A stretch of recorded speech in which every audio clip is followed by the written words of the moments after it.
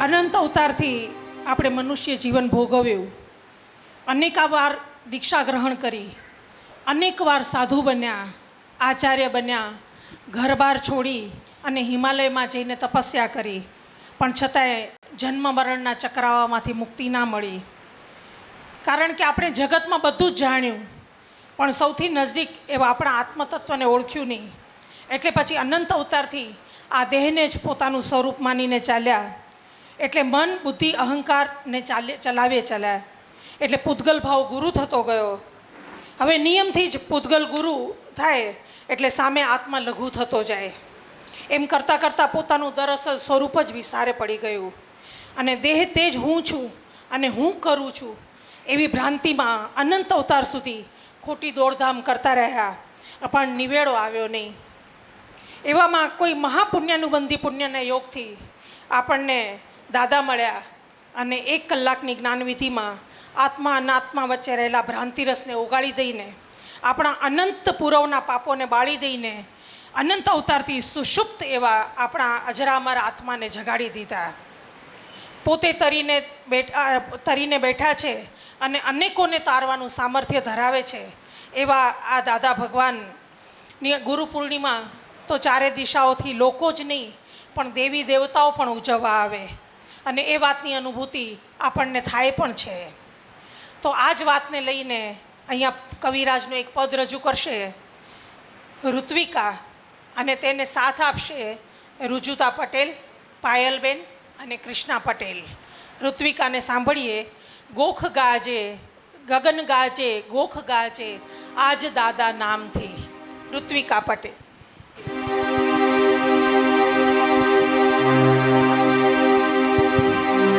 ગગન ગાજે ગોખ ગાજે આજ દાદા નામથી. ગગન ગાજે ગોખ ગાજે આજ દાદા નામથી.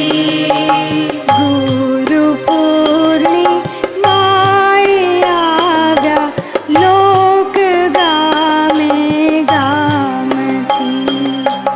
ગુરુ પૂર્ણિમાએ આવ્યા લોક ગામે ગામથી.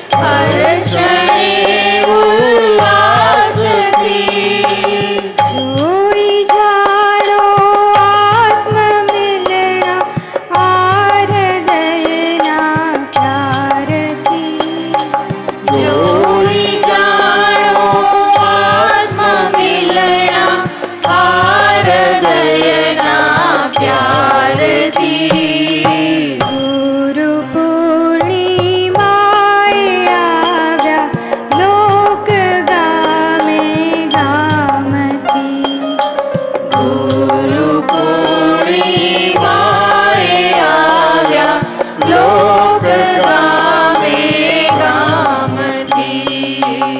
શાસન દેવો રક્ષકા છે જ્ઞાન ને વિજ્ઞાનથી.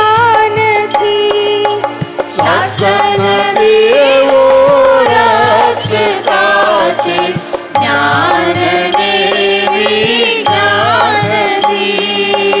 શાસન દેવી હર્ષિતા છે સિદ્ધ અરહંત ધ્યાનથી. શાસન દેવી હર્ષિતા છે સિદ્ધ અરહત જ્ઞાનથી.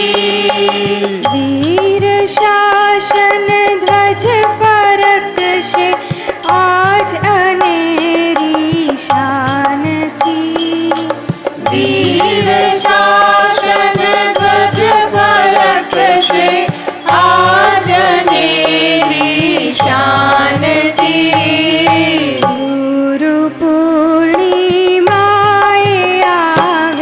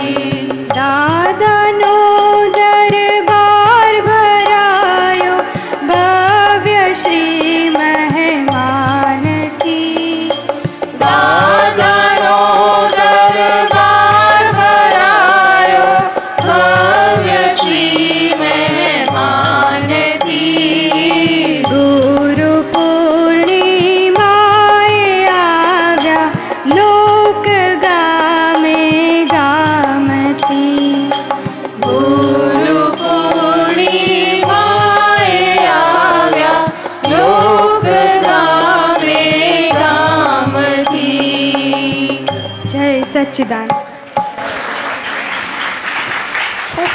બહુ સુંદર અભિવ્યક્તિ ઋતિકા, અને બધાએ બહુ સરસ સાથ આપ્યો. આજે મહાવીર ભગવાનનું શાસન ચાલે છે, અને એ મહાવીર ભગવાનના શાસનના શણગાર છે આ દાદા ભગવાન. એટલે આ દાદા ભગવાનની પૂર્ણિમા પર વીર શાસનનું ધ્વજ તો અનેરી છટાથી જ લહેરાય ને. ઋત્વિકાએ જે આ કવિરાજનું પદ ગાયું એમાં એ છેલ્લી કડી બહુ ધ્યાન ખેંચે એવી છે કે મુક્તિ પથ વિજ્ઞાન જીવશે દાદશ્રી યશ નામથી.